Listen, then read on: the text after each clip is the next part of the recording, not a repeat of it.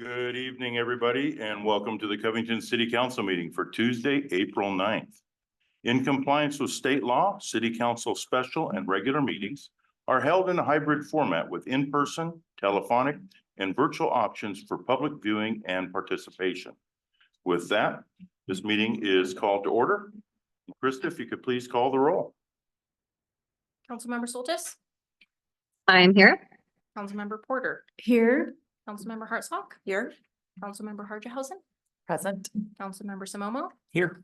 Mayor Pro Tem Smith, Here. Mayor Wagner. Present. We have a quorum, Your Honor. Thank you. And just to let everybody know, Councilmember Soltis is joining us virtually. If everybody could please rise and join me in the Pledge of Allegiance. I pledge allegiance to the flag of the United States of America and to the republic for which it stands, one nation, under God, indivisible, with liberty and justice for all. Thank you all. Next is approval of the agenda. Regan, do we have any changes tonight? No changes, Mayor. Thank you. Look for a motion to approve. So moved. Second. Been moved and seconded to approve the agenda. All those in favor state aye. Aye. Any opposed? The agenda has been approved. First up is, we have three public communications tonight. First is an end of session legislative report. Senator Kaufman, welcome.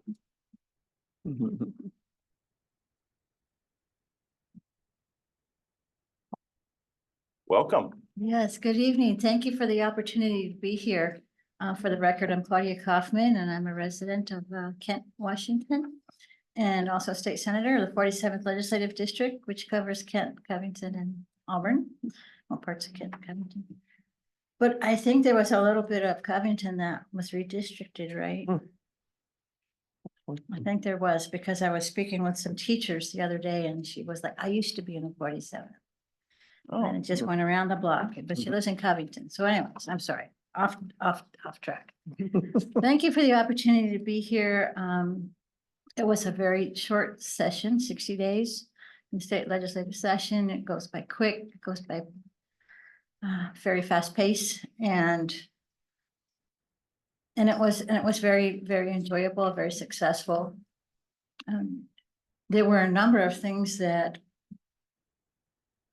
I wanted to share with you. One was I fought really hard for the city of Covington to retain the $1 million for the widening of 516 to help, address that issue, and was successful in that in the end. It everything just kind of goes right down to the wire, and so I was happy to do that. I also worked hard in the city of Kent in their request to retain their the revenue generated from their cameras, their traffic safety cameras, so that they can ensure that they are able to purchase the body worn cameras for their police officers. That went right down to the wire, and I was also able to successfully have in our state budget $258,000 for the design and development of the Auburn Plaza, downtown Plaza.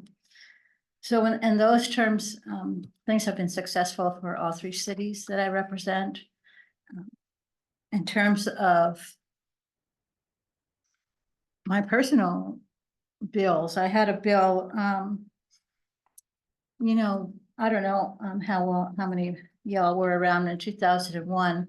My father of Kent went missing, and he was missing, and having a loved one missing is terrible and tragic and very emotional. And so working on that and working with other folks within the state legislature, I put together a bill that would help local agencies and state agencies work together to help identify, even if you can just provide a proof of life, that's something that's really important. So that bill was successful, so that state agencies can provide that without disclosing things. There was concern around domestic violence and providing too much information. So, just having that coordination is really important. So I felt really great about that bill and worked hard, and a number of agencies in Washington State to work with that.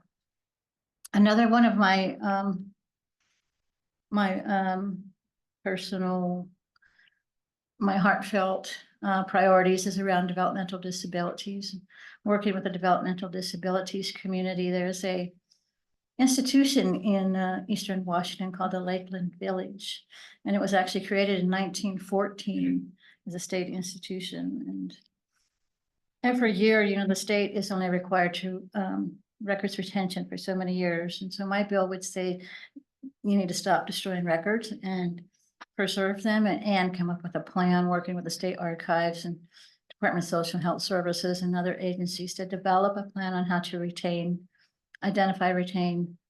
these records, digitize them, have a preservation of that. It actually came from a member of the developmental disabilities community who told me that she was doing her family research, her ancestry, and she came across a record that she had an aunt who was in this Lakeland Village institution. And so luckily for her, very fortunate for her, she was able to find the records and request those records and get them. But that was, boxes and boxes sitting in warehouses, right? We have to have some plan for retention of records. Another bill that I worked on was in terms of family and family caregivers. And the state defines what a family is. And so my bill expanded that definition of a family to include in-laws. So mother-in-law, daughter-in-law, father-in-law could be considered family caregivers in that situation. My final one was a joint memorial to Congress requesting that they pay what they had promised to pay for the education, Individuals with Disabilities Education Act. It used to be education for all handicapped children. But when it was created, Congress committed to 40% of the funding.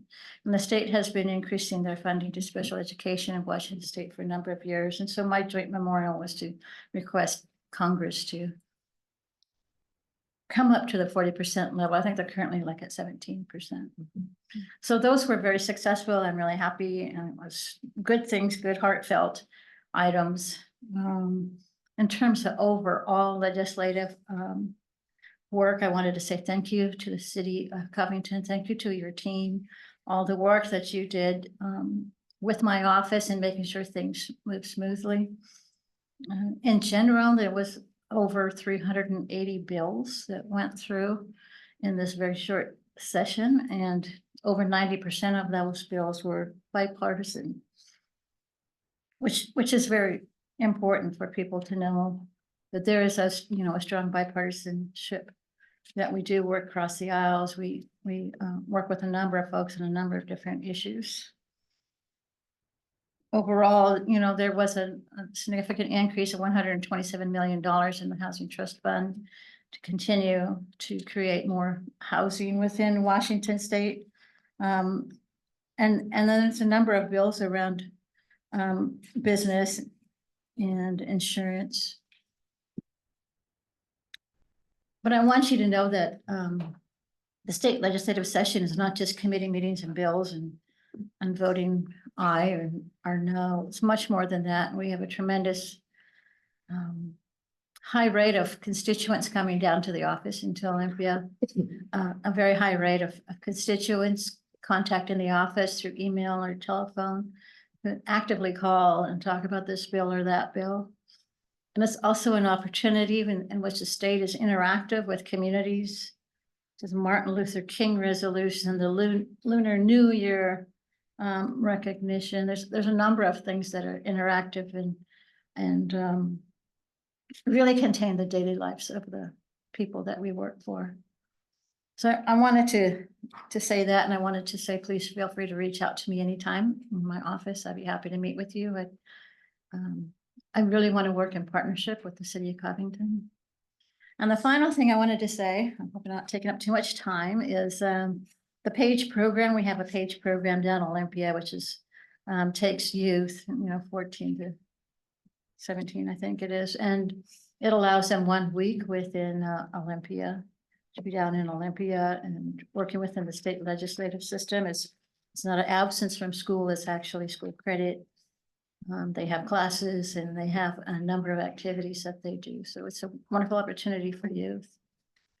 I did have 4 pages this short session, which was really good. It was a great experience for them and for the office. So thank you for allowing me the opportunity to be here. Thank you very much. Do you have a few minutes if anybody has questions? Sure. Does council have any questions for Senator Kaufman? Christine? No? All right. Well, thank you again for all that you've done during session. Thank you for working on the 516 project to help us and everything else that you've done down there. And yes, we agree with the partnership of coming down there. So thank you. All right. Greatly Thank you. appreciate you. Thank you. Okay. Have a great evening. Next is second public communication, Covington Chamber of Commerce quarterly update. Executive Director Dana Newts. Welcome. Thank you. Can you hear me okay? Yes. Well, I always come here really excited to share updates with you. And I appreciate the opportunity to share what's going on right now. And I'm always excited, but today I'm super, super, super excited. And I will try to contain my enthusiasm, but so many great things are happening. I want to piggyback on what some of the things that Senator Kaufman talked about. One of the big things that we do at the chamber is we focus on advocacy. We want business-friendly legislation, community-friendly legislation, and there were a couple of things specifically that we worked on this year. There were proponents who were hoping to change the gift card legislation, which was not business-friendly and it was not consumer-friendly. So the chamber actually put together a webinar with experts from Association of Washington Business and Washington Retail Association, a number of other chamber directors joined the call, and through our collective legislative efforts, we were actually able to stop that legislation in its tracks. So very happy about that. As Regan knows and Mayor knows, we belong to coalitions to help get projects done that are of importance to other groups within the region. And one of those is CLTC, so Southeast Area Transportation. Help me out here. Thank you. That's why we just call it CLTC. So we've been focusing on the Highway 18 project since this group began, and we are ready for phase 1. And tomorrow there's a very big meeting in Maple Valley with a bunch of different jurisdictions and WashDOT. And so the purpose of that is to find out what they plan to accomplish during phase 1, how's that funding working, and also, perhaps more importantly, to improve the long-term relationship of communication with WashDOT. It could be better on both sides probably. So we are really hoping that we can establish some face-to-face connections and some long-term relationships there. So I plan to attend and I'm looking forward to that. Okay, now on to non-advocacy stuff. So it has been a very busy first quarter for the Covington Chamber. As you might remember from the January meeting, I shared that we now have another employee. So we have 2 employees. So Kilana Temyosa is now half-time, and the rationale between hiring her as an employee was, number one, retention purposes. We want somebody that feels valued, that feels like she's going to has an opportunity to be part of something bigger and to stick around for a while, but also to get me out in the community so that I could meet with members and prospects and legislators and do all of the kinds of things that I want to do and should be doing. Well, that has proven to be a great idea. It is working very well. I was sharing with Krista before the meeting that one of my goals, for example, is to reach out to 3 prospects a week. It might be somebody that I have met at a networking event, somebody that I just reach out to as a cold call, or somebody that just reached out to me to ask about the chamber. I did 12 of those last week and have already done 2 this week, have gotten several new members out of it. I'm expecting to have 10 new members by the end of this month. And my original goal for the year was to hit 200 members. I was a little nervous about that. It was kind of a stretch, but I think we're going to get there. So very excited that we're having different businesses come on. And previously, about once a week, somebody would reach out to me and say, hey, tell me what the chamber does. Tell me what you can do for my business. And now almost, that's not my phone. That's my ring, sorry. I thought you had sound effects. Oh, I Yeah, I lost. got ta-ta. I lost my train of thought. What was I talking about? The prospects. Oh, previously, we would hear from prospects maybe once a week that reached out to me directly, whether it was from our website or they would call or they would email. Well, now I'm getting one a day, which is really exciting. So that's super fun for me to know that we have a positive reputation throughout the community and that people want to know what we're up to and they want to be a part of something. Last week, Keelana and I made a visit to Black Diamond and Enumclaw, and we were visiting number one with the prospect that reached out to us because we don't want to poach from other members. We're happy to share them. But that prospect reached out to us, and then we went to Enumclaw to visit two of one a longtime member and one a brand new member, just to kind of put in an appearance, let them know that we care about them and they're important to us. It's helpful to have Keelana come with these on some of them. Obviously, I want her to work in the office to handle things while I'm not there, but we need to make this a sustainable organization. I won't be there forever. And she really has shown a strength in this area and a passion for the work. And so I want her to give her something to think about, down the line, that is this something that you could do? I have every faith in her that she could do it, but I want to see if she enjoys it. So next, I want to share about our 2023 Business Awards reception. Mayor Wagner can share a little bit about this, but I had no idea how this was going to go. In the past, we had 2 business awards, and we'd set aside about 10 or 15 minutes at our luncheon to present those awards, and that was nice. But I wanted to take it to the next level. I wanted to show our members how much we really appreciate and value them, especially those who go above and beyond. So we expanded to 5 public categories and then 1 super secret category for this gentleman right here. Weatherly Inn graciously hosted us. It was a beautiful kind of cocktail reception. And then at the very end, we surprised Mayor Wagner with a special service award. For those of you who don't know, he was one of the Covington Chamber's original founders 32 years ago. So we presented him with a nice award to thank him for his 32 years of service. And we couldn't do this without you. So thank you so much. I think he was a little bit surprised, but that was fun. More than a little bit. Just like in January with these 6. Yeah. Next, Covington Makers Market. Covington Makers Market is on Saturday, May 4th, before the Covington Rotary Auction, so you have time to do both. It'll be 11 to 4 at Real Life Church. We have more than 65 vendors signed up. In the fall, we had over 50, and we had more than 1,100 people. So we are expecting it to be even bigger and better this year. So live music, food, all kinds of vendors. And through some of my networking, I found a bouncy house person. So we're going to have fun for the kids too. Unfortunately, that is also the opening day for Maple Valley Farmers Market. We really tried to avoid that, but that was the only date available to us. But we offer different things, and you know what? They're close enough. You could go to both. Yeah, exactly. You think it'll work. So Restaurant Week. So for those of you who've been following what we do, we are working with the Covington Economic Development Council, which is a partnership between the chamber and the city. And we are doing Restaurant Week, May 20th through the 28th, starting with a kickoff event just outside City Hall.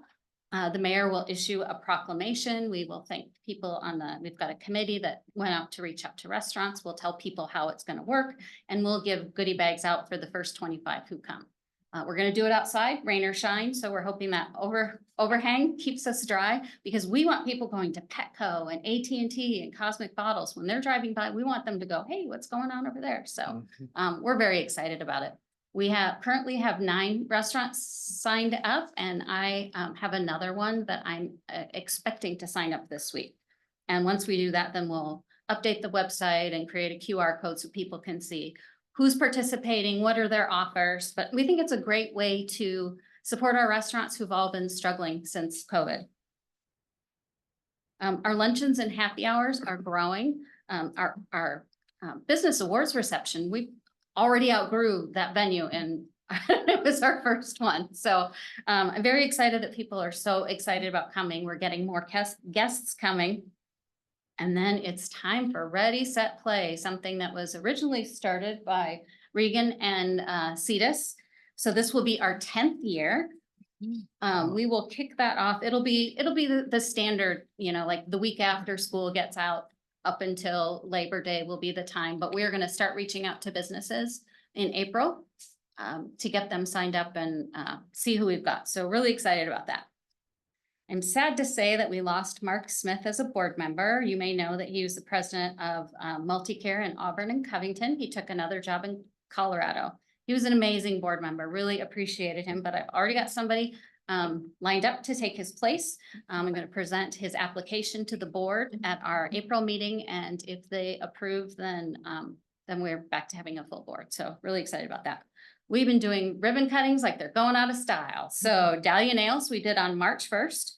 On May 1st, we're gonna do one for View Prime Mexican Steakhouse. It hasn't opened yet. I think they might do a soft opening the week before, but May 1st is gonna be the big day. They also joined the Kent Chamber. So we are partnering with them to do the ribbon cutting ceremony. I'm really happy to have them on board, and they are open in time to participate in Restaurant Week. We have another ribbon cutting for a new member, hasn't joined yet, but I know he's going to, and we have a ribbon cutting planned for May 15th, but I'll disclose his name once it's official. We are currently at 165 members, which makes up most of the churn that we lost at year end. And as I said earlier, everything seems to be going right. I realize we're gonna have slow months and, we just have a lot of momentum going right now. But I'm very excited about the future, our progress so far this year, the momentum we're gaining with Makers Market, the excitement about Restaurant Week already, and it's just our first year. Ready, Set, Play is always a popular program. And always, I want to thank the city. You are our biggest supporter, and I appreciate you attending our events, supporting us financially, believing in us, and always being a part of our events whenever we ask. I really appreciate that. Together, we're taking Covington Chamber to the next level. Thank you, Dana. Does anybody have any questions for Dana? I just want to say thank you. Awesome job. Thank you. The business awards were very good. It was a great event. And I just appreciate everything you do. Thank Keep you. up the great work. Thank I'm you. great to partner with you. Thank you. Thanks, Dana. Next, we have a proclamation. So if council could join me in front of the dais.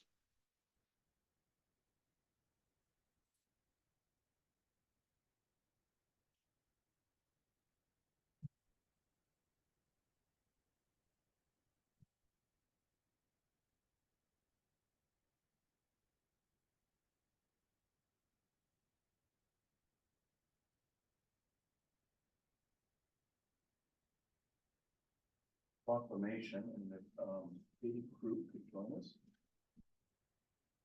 Thank you for being here tonight. We have a proclamation that we'd like to present to you and your organization. So whereas sexual assault is pervasive every 68 seconds, someone is sexually assaulted in the United States. And whereas sexual assault is among the most underreported crimes for many reasons, but survivors who are already most marginalized face additional barriers to reporting, such as language, immigration status, or even disability. And whereas ending sexual violence requires us to address racism, sexism, and all forms of oppression that contribute to the perpetuation of sexual assault. And whereas by working together as a community, we can alleviate the trauma of sexual violence by ensuring supportive resources are available to all survivors while standing up to and actively disrupting harmful attitudes and behaviors that contribute to sexual violence. Now, therefore, we, the City Council of the City of Covington, do hereby proclaim the entire month of April 2024 Sexual Assault Awareness Month, and not just during the month, but the whole year, in the City of Covington, and urge all citizens to join advocates and communities throughout King County in taking action to prevent sexual violence by standing with survivors. And we'd like to present this to you. Thank you. Mr. B, anything that you'd like to add? Yes. please. Thank you. Some prepared remarks if that's fine. Thanks. So thank you. Good evening, everyone. My name is Kate Krug. I am the new CEO at the King County Sexual Assault Resource Center, or KSARC as we call it. And I'm here to accept today's proclamation on behalf of our organization. I just want to thank you for being part of the solution to sexual violence. And to the survivors in our community, I want to say, you are not alone. Sexual assault is common. Half of women and 1/3 of men have experienced sexual assault in their lifetime.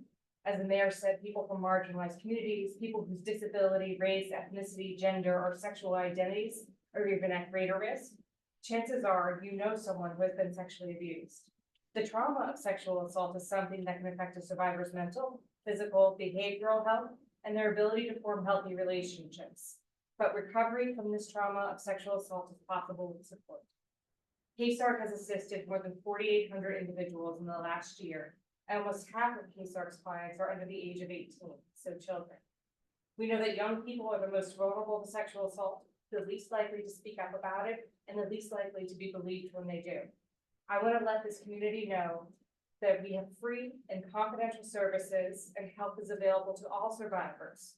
Whoever needs information about this, our first step that we always recommend is our resource line, 888-99-VOICE. We always say we can't change what we can't talk about. So thank you all for being loud with us. Thank you.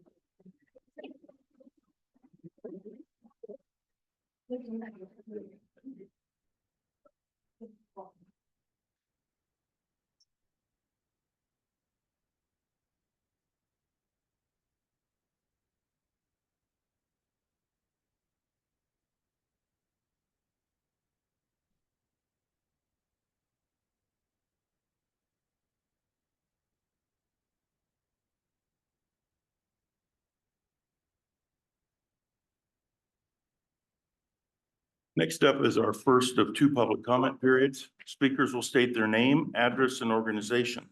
Comments, thank you, Joe. Comments are directed to the city council, not the audience or staff. Comments are to be related to city business.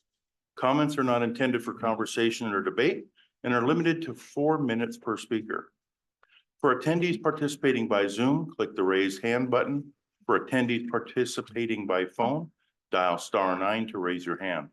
Once the city grants permission to speak, press unmute in Zoom or dial *6 to unmute by phone. Notice campaigning for any ballot measure or candidate at City Hall or during council meetings, including public comment, is prohibited by state law RCW 42.17a.555. And we will go here, let's see.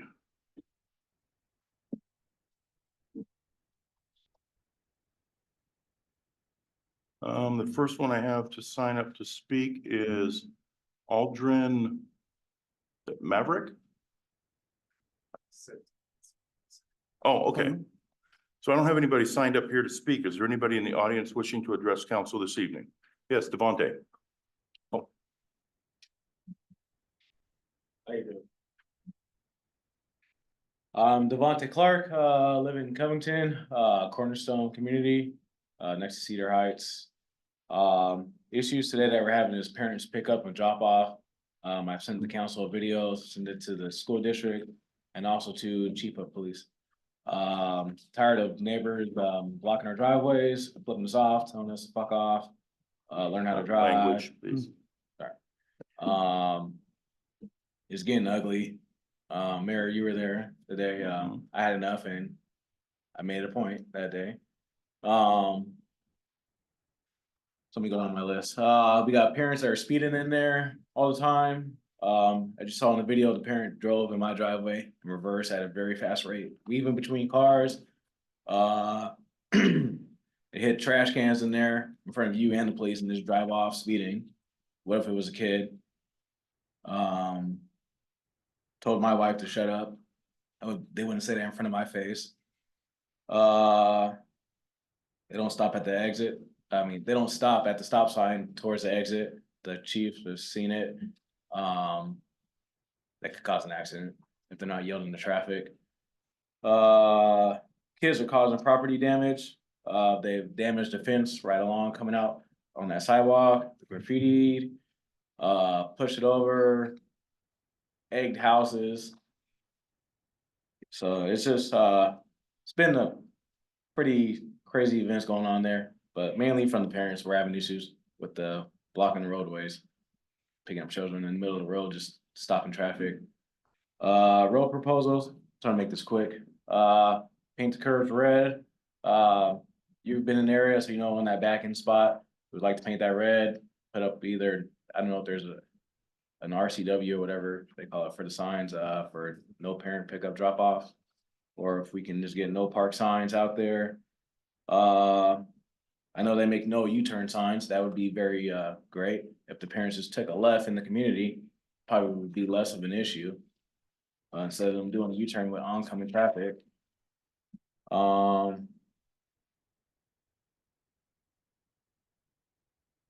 Yeah, and then it'd just be great if the school district, there's nobody representing the school district here, but if they were a little bit more helpful with it.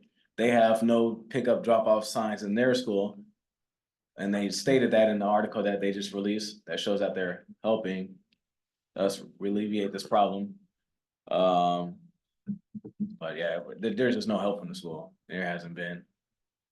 So I don't know, city council can do something. Hope you all have seen the video. Video does more than what I can say. Yeah. Hopefully you guys can help out. Thank you.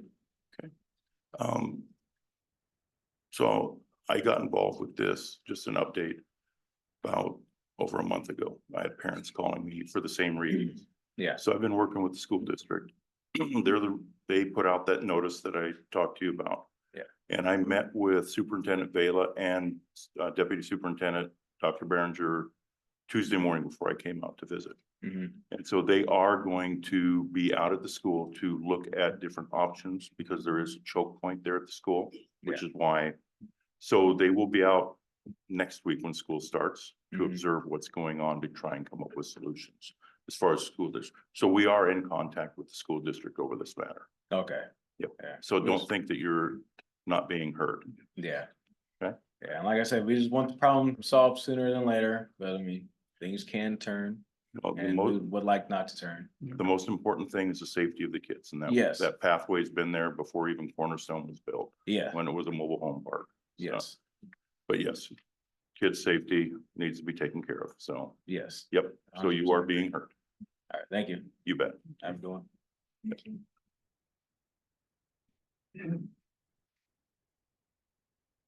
Welcome. Hi, I'm Shirley Joel Peterson, a resident of Covington. I have a concern, along with my neighbors, of the vandalism that's being taken place up on, Wax Road. It's getting really bad. It was down below where the apartments was. The windows are being broken out of the vehicles down there. It is now moved up our road. We've had vandalism at our place. I work 18-hour days. I don't want to stay up and survey my place. I have cameras up. What can we do about these kids that are doing this vandalism? We need the city of Covington to step up and do something about this. It's gotten worse since the apartments have been put in. Which apartments are you? By Covington, Sawyer and Wax Road. The Yeah. station by Vintage. What you refer to. Pardon? The station Yeah. by Vintage? Yeah, Okay, that's what it's called. okay. I'll make sure that she is aware of it. Thank you. Yeah. Thank you. Yes. How are you?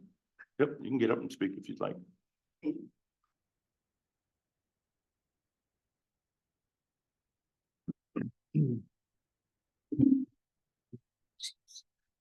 I'm Debbie Machen. I'm also a resident of Covington. I live across the street from Shirley. I have another question though. It has to do with Wax Road between Covington Sawyer Road and 272nd. There's been rumors over the years that they're gonna widen that road, but I can't get a definitive answer of when that timeline's gonna take place. I live on that street. I run a business on that street. So I'm just wondering when that's gonna take place and who I talk to find out. I don't really get an actual, yes, we're gonna do this in the next 5 years. No, we're not. We're gonna do this 10-year plan. I just kind of wanna know where that stands. I think that's probably on a 10-year to 20-year plan. So we're talking about the area between Wax Road and Kingly? that area or the area? It's the stretch of road, Wax Road, that's from those vintage apartments, which is Covington Sawyer Road up to 272nd there by McDonald's, that stretch of road. Yeah, that section right there, we don't have a plan in the next 6 years for that. currently. Okay, The last section of that is mostly around the intersection, because going to the towards Covington Sawyer going to the east, mhm. that becomes King County. I know they have a big study that they're wanting to get funding for, to look at that whole area. So they've been trying to find funding for that as well. But currently, right now, there's not any plans, at least within the next 6 years for that. Okay, can I ask one more thing? Yes. The same thing with Shirley there. I have a problem with teenagers walking down that road from Cedar Heights. I have contacted the school. I've taken them videos of the kids that are walking down the street. I have a wooden fence. I run a business. I run an in-home daycare. I have been there for 25 years. They push on my fence to the point where it shakes. I have dogs in my backyard. I have kids. I have talked to the school because they were videotaping over my fence. And I can't have that, not doing what I do. But I don't know what else to do to stop them from, they're gonna take out my fence. They're literally gonna knock it over one day. I don't know what to do. What my recourses would be. I think the chief can have his team look at, while they can't come out and look at it, but they can look at it through patrol. Okay, Stay on top of it. all right, thank you. You bet. Is there anybody else in the audience wishing to address council this evening? Yes, sir. Glenn and Shirley Joe Peterson, we live on Southeast Wax Road, been there for a couple of years.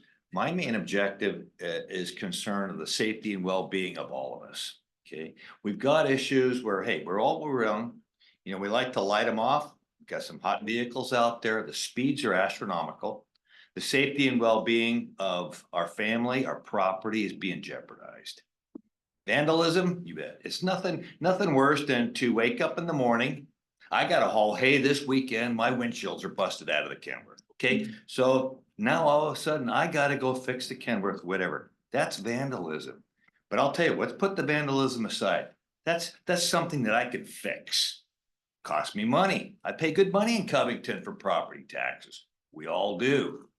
I think we need to all step up and realize that in order for us to control this, we got to look at the whole picture and just go, how do we do it? Not easy, because with the apartments, I'm not going to point the finger there, but you see the busted windows. You hear the street sweeper in the morning, 3 o'clock in the morning, he's sweeping up the glass. We're seeing stuff, vandalism on glass at 10 o'clock in the morning. How do we go forward with this? Sure, police. We just need to let those guys understand that we're all concerned about it. We need to move forward and try to amiably work forward as a community to resolve it. Because the kids are a little bit out of control. And that's where Shirley Joe, families on our street are concerned about. But I've got cameras up. We're watching things. We got to sleep at night too. So I can tell Shirley Joe, I says, God, I got to get up in the morning with the alarms go off. And I sit there and go, oh, I'll go check it out. And the kids are walking up the street between 11 and 3 in the morning to go play basketball on the corner, go to McDonald's, whatever. Guy across the street. Yeah, Glenn, he says, my dogs are barking. I come out and all the windshields are busted. And I'm sitting there going, how do we stop it? Well, I got to turn the trucks around. I didn't even know what to do. I mean, get them out of there or whatever. So, we just need to amiably realistically understand that this is happening. And the kids need to understand that this is not fun for us. Let's try to address it. So, but anyway, that's what's going on. We've never had this problem. Been here, Shirley Joe, I've been here for many a year. I'm not going to point to the apartments, but there's a lot of traffic there. We haven't seen it, and the traffic at night, and then let's face it, we all threw rocks when we were kids, didn't we? But it's like, God, I'm up in age, and all of a sudden I got to go fix this stuff. And you get a case report. Case report doesn't solve it. I got to go. It's worthless to me. I just got to put out a couple grand. I go fix this stuff. But is it going to happen again? See, that's what bugs me. And I told Shirley Joe, I says, God, what do I do, Shirley Joe? I said to her, I says, do I get the equipment out of here? Do I put up a big wall or whatever? I don't know the answers. And so realistically, I'm just gonna express that's our concern. And as all you folks too, we're seeing it. So let's just try to work amiably and see if we can move forward. Let the police know that these are our issues and see if we can come to some form of a conclusion. Not an easy one. Okay, thank you. You bet. Is there anybody else in the council? Yes, sir. My name is Henry Perez. I'm You need to come up to the speaker. Oh, I'm sorry. My name is Henry Perez, resident of Covington. I live in the same cornerstone. And I'm the house right next to the chain link fence. And the same thing, cars backing in my driveway. They've cursed at my wife. She's went out to ask her if we can politely move forward so she can get out to get my daughter. They cursed at her, told her not how to drive. There's all kinds of things going on. Kids coming from last year, we had problems with kids coming from the school to our neighborhood, doing their little street fights, then going back over to the Covington. I've called the administrative office, the Kent School District numerous of times. I had to call them the last time for all this. I had to tell them about garbage. They don't never pick up their garbage on that chain link fence. Finally, somebody finally came out and picked up all the garbage. They throw garbage in our community. School district, we've called Kent Meridian, we call Cedar Heights, they just tell us to. Yeah, well, can you put a gate there, or we're short staffed, their security cameras aren't working.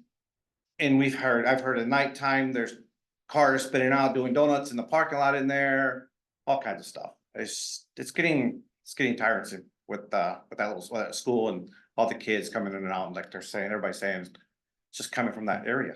We're just having a lot of problems, and I've called the police department several times myself, and we've had them come out. I don't know what else to do. My daughter's been late to school a few times because she can't get out because the parents are parking right there. I don't know what else we can do anymore with this problem that's in our community.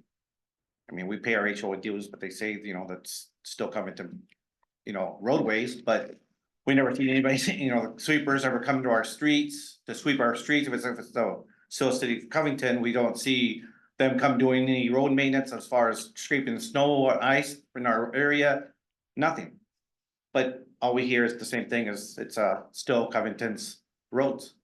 But we pay the HOA dues there, but we don't have nothing other, helps us out over there. And the officers say they can't, do much about it either. Because, they're kids. So I don't know what else we can do. So try not to fight back, but it's getting harder and harder. We found chairs in our back basketball court. We took it back to their school. They weren't happy with us because we dropped it off. Well, why are you letting your kids take it over there? And why can't we take it back to you then? We don't get hurt from over there. It's getting harder some days. To keep quiet and not say something. So, but thank you very much. Appreciate it, guys. Have a great evening. Is there anybody else in the audience wishing to address council? Okay. Is there anybody online wishing to address council? Please raise your hand. All right, seeing nobody else wanting to address the council, public comment is closed. There will be a second opportunity towards the end of this meeting. Next is approval of consent agenda consisting of items C1 through C4. Is there a motion to approve? So moved. Second. Been moved and seconded to approve the consent agenda. All those in favor state aye. Aye. Any opposed? The consent agenda has been approved. Next up is new business item number 1. Consider authorizing the city manager to execute an agreement with Central Washington University for a human services assessment. Julie, welcome. Hi. Oh, thank you. We're still in a meeting, please. Go ahead, Julie. Okay, I'll try to make this quick. So at the joint meeting in November, if you remember, we talked about doing a human services assessment. As you can see on your blue sheets, the last one was done about 20 years ago. Since our meeting in November, we've gone back and forth with Central, and finally today, I'm happy that we're kind of hopefully able to move forward with this. So as you see in your blue sheets, the purpose of this human services assessment is basically to gather human services data within the city limits of Covington and to kind of sort out what the needs are and if there's gaps there. So are we funding agencies that maybe aren't meeting the gaps, or where should we be placing our dollars? And also give us a big overview of human services needs within our city. Moving on to the next, the methods, not to get too much into the weeds, but there'll be two primary ways of collecting data. The first is qualitative, so focus groups, and would love suggestions from you guys on maybe even participants for the focus groups. And then as far as the quantitative data, we'll be looking at 211, DSHS, also data from human services agencies that we currently serve, seeing how they're serving our citizens and residents. I'm moving quick, so let me know if I'm going too fast. A lot's being talked about, so I'll try to hurry up here. Okay, so the timeline, like I said, focus groups are going to be occurring. And that will happen throughout the summer. Also in the summer, we'll be analyzing all of the data, the qualitative and quantitative. And I will be assisting Central a little bit. They will kind of be taking the lead. They're researchers. We were lucky enough to get a professor, assistant professor, Dr. Toto will be kind of leading it. She has a team of researchers that it's going to be helping us too. And so you can kind of see the budget is around 11,000 and what it covers there. So it will help with recruiting participants. Each participant will, at the focus group, will get a gift card paid for from Central's dollars. And also the travel. So going back and forth between the Covington and Ellensburg. Before I jump to how this will be paid for, I did want to point out that we have a representative from Central on tonight. She's a grad student, Allison Mills, and I don't know if she wanted to say anything, if I left anything out. I know she's kind of a researcher and I don't have that mindset. So, Allison, did you want to say anything? Sure. I can just talk a little bit more about the methodology that we plan to use in terms of focus groups. This is really important for making sure that we have a diverse population that represents Covington. So not only the people who are directly impacted by these human services, but also the people who provide them or assist in making them available. You did mention the gift cards, which I think is important. That would come directly from Central Washington University in order to avoid any kind of bias or ethical concerns. And this also ensures the volunteers that we really appreciate their time and effort to discuss these kinds of topics that can be difficult. One thing we did want to note was that we have a priority for the participants' privacy. We have already sent this to our Human Subjects Review Council to review, and they have approved it without the oversight of their board. So it is basically what that means is that the privacy of the participants will be protected, as well as we will be free from like the extensive requirements of boards and additional staff. Once we've kind of recorded and transcribed the information from the participants, we'll put that through a 3-stage process, which will organize and categorize the data. And this is going to help us identify any themes or patterns or relationships in the data. And then we'll use that information to also compare it to the existing secondary data from the 211 service that Covington provides. And we're just recommending this as a way to kind of see where the gaps are, to see what needs are being met, what needs aren't being met, and compare those to the secondary data. And that is all I have. I can also answer any questions if those are had. Do you have anything else, Julie? I just have how we're going to pay for it part. Okay.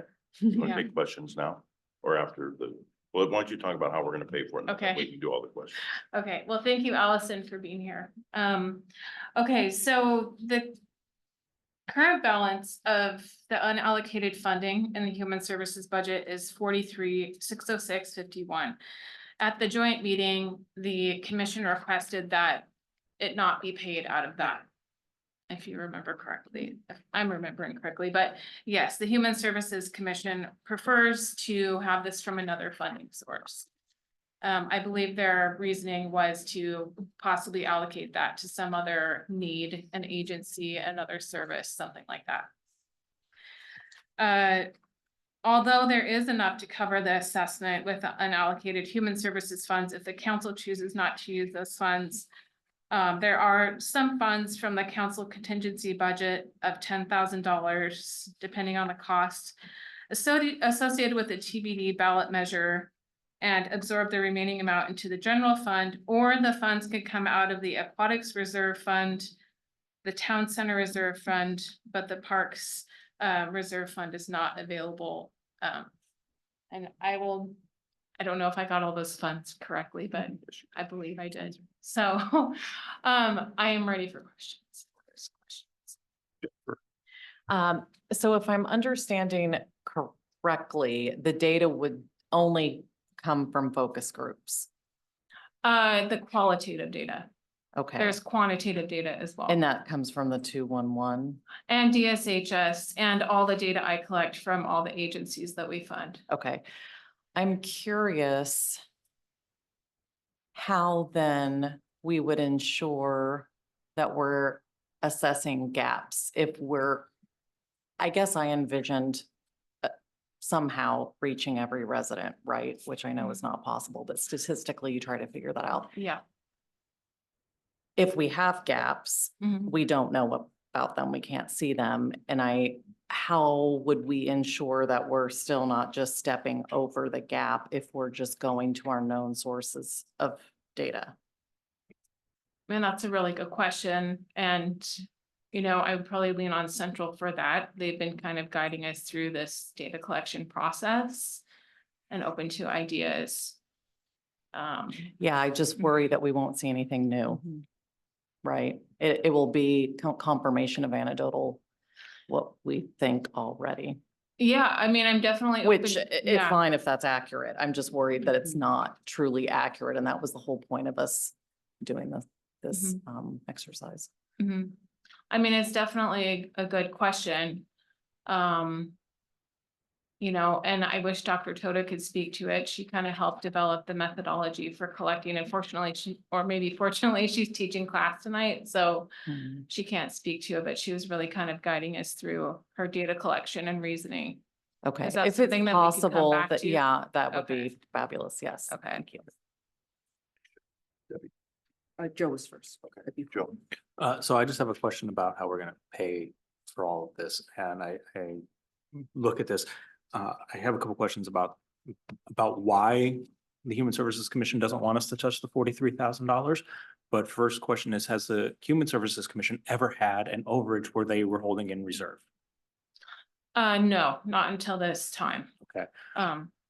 Do they have, I get it that they, in case like emergencies and everything like that, but do we have, or have we ever had any agencies come back and ask us for an additional combined $43,000? No, the initial reason why, so this is left over from the general budget too, and there's a couple agencies that refused contracts, but anyway, so it did total up to 43, but the original reason why it was kind of set aside was to kind of assess through the year which agencies were overperforming, which were really doing well, like there's agencies that, like for Health Point, are like skyrocketing past their service unit goals. Or like if there's a need that comes up to support Darren's position, for example, like that's a brand new program. We don't know what agencies we're gonna need to support Darren in that role.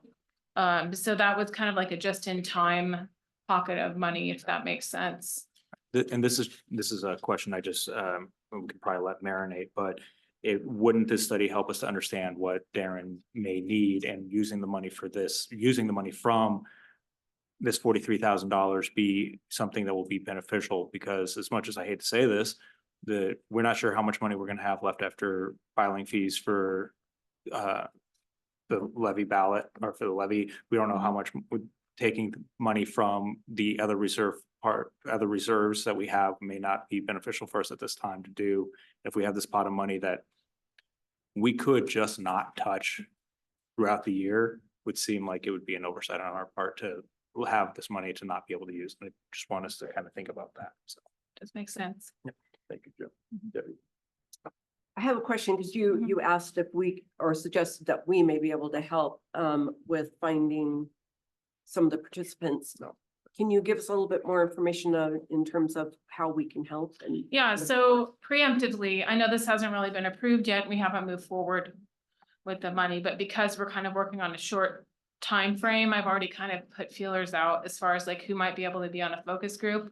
And by that, I mean, I don't know if you recall when we had the CARES group, like I think pre-pandemic, it was a group of churches that kind of met and talked.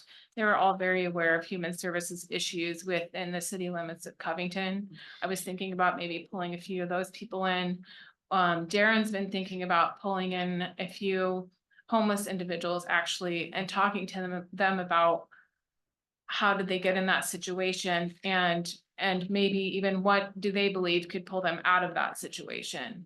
So that could be one focus group. Another focus group are community members. So maybe even like Dana or there's folks at the library that have already kind of agreed to be on the focus group. And past commissioners as well was another idea I had.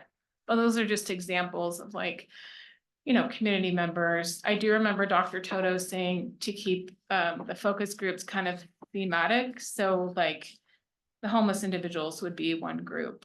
Maybe like the church involved individuals would be one group.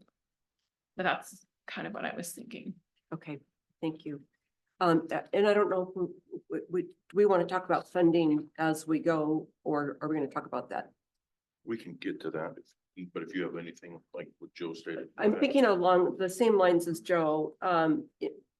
As I looked at what the options were for funding, if considering that the Human Services Commission was suggesting not using their resource pool money, I don't feel that it's appropriate to use the council contingency fund because we don't know yet where we're going to land with the filing fees.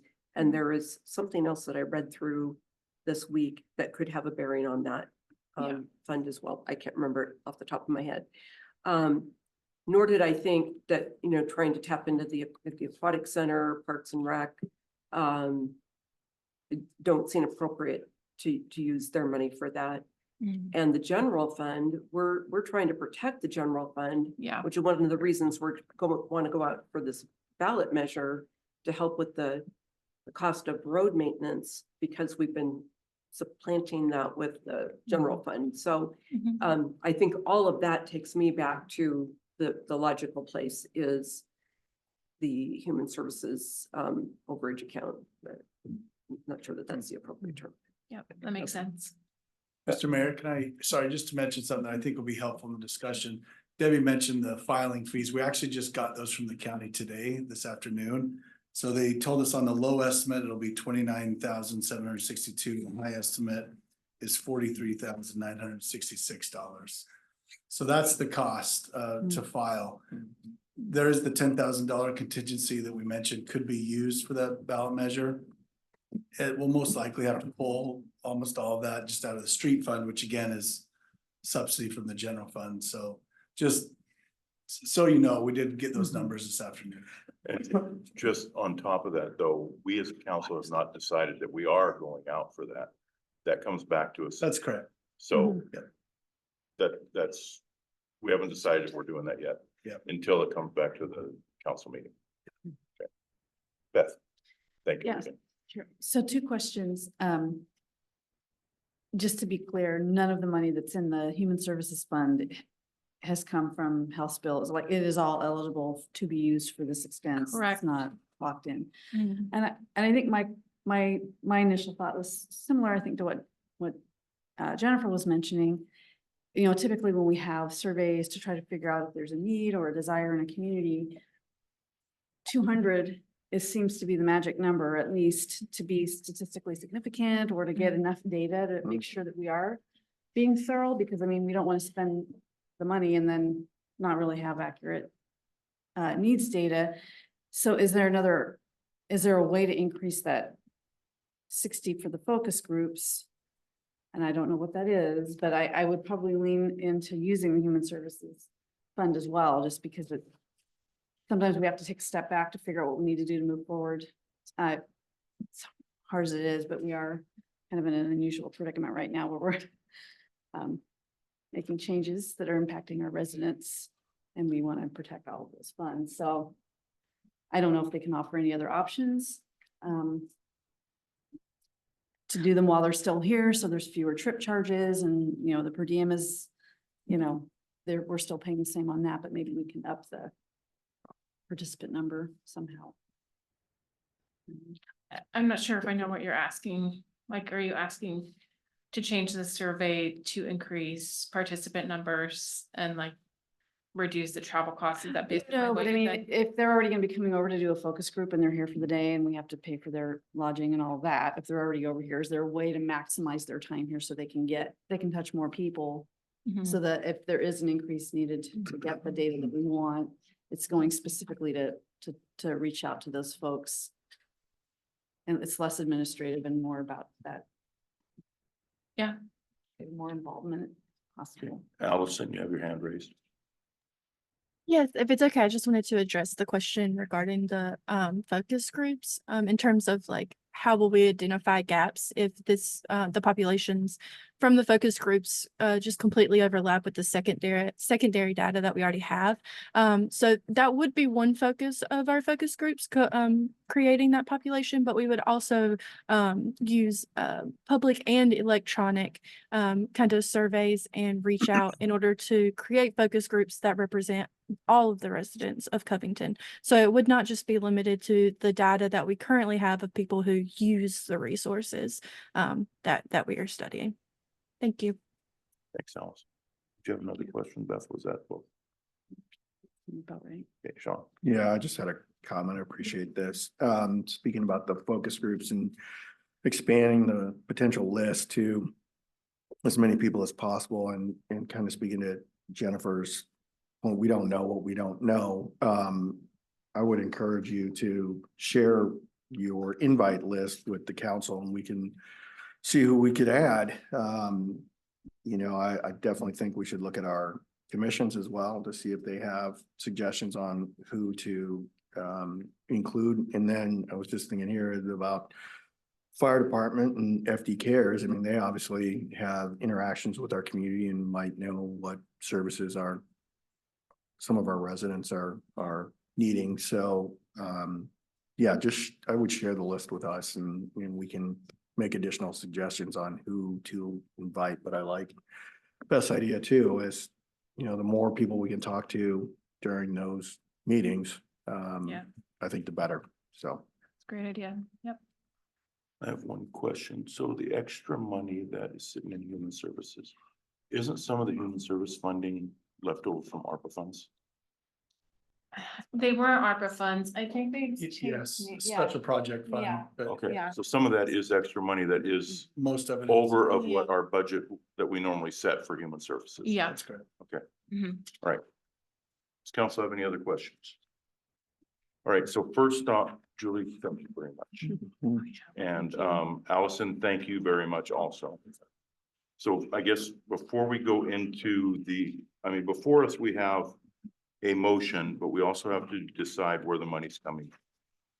So the options that were before us is the human services funding, which is a current balance of unallocated funding of $43,606.51. Or there were the other three options of going with council contingency fund, general fund, aquatics, or town center. I heard from three saying that taking it out of human services. Is that what council would like to do? Take it out of human services? Okay, perfect. All right, so I will read the motion. The motion before us is to authorize the city manager to execute an agreement with Central Washington University for a human services assessment in an amount not to exceed $11,000 coming out of the unallocated funding of human services of the unfunded or unallocated amount of $43,606.51. Is there a motion to approve? So moved. Is there a second? Second. And I'm sorry, Christina, did you have any questions on this? Okay. It's been moved and seconded. Joe, would you like to speak to your motion? I have good faith that this study is going to tell us information that we need to know to make sure we're funding the right organizations, we're getting the money to the right people, and that money is doing very well. I think utilizing the extra funds from the human services is a good call because this is a human services project, and I believe that we want what's best, both council and human services. Finding out how we can do this is using this money from human services will get us that information. Plus, I believe that it leaves enough for organizations who may need extra funding throughout the year because they are going above and beyond. We can offer that funding to them. But I also am looking forward to hopefully this money, this study, and all of this can help to one day put the Human Services Commission out of business, because that means we've done everything right and things have gotten so much better. As much as I say that with all the love in my heart, that I want them to do so well that we're not needed anymore because everything has gone the right way. So that is my hope. Thank you, Joe. Jennifer, would you like to speak? To your Yeah, second? just to add, thank you for sticking with us and for your diligence in getting all of this together and coordinated and finding an economical solution.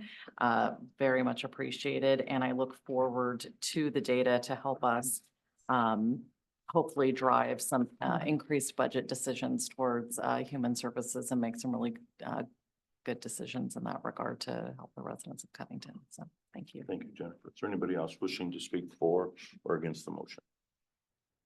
Okay, it's been moved and seconded to authorize the city manager to execute an agreement with Central Washington University for a human services assessment in the amount not to exceed $11,000 pulled from the unallocated human services funding. All those in favor state aye. Aye. Any opposed? The motion passes. Julie, thank you very much. Like Jennifer said, for sticking with this and bringing this back. And Allison, thank you for being online tonight to help us answer questions. Thank you. Thank you, guys. All right, next is new business item number 2. Consider approving the purchase of parcel 302206-9053 to add to the Jenkins Creek Park and open space area, and authorize the city manager to execute closing documents and complete other actions necessary to acquire the parcel. Ethan. Good evening, Mayor and Council. Seeing if I'm successful in sharing my screen here.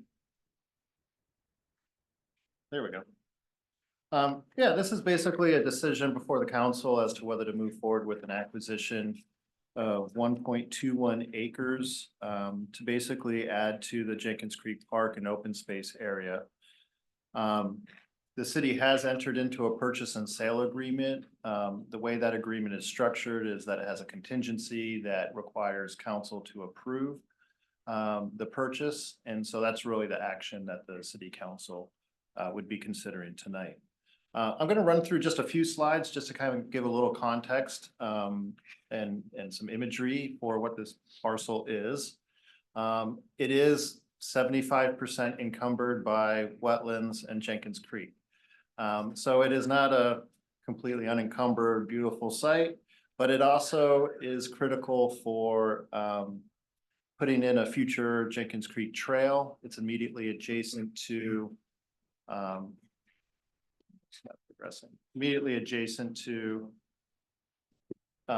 Robin and Washington 516, and then to the east of it is the multi-care hospital. So there it is in the city.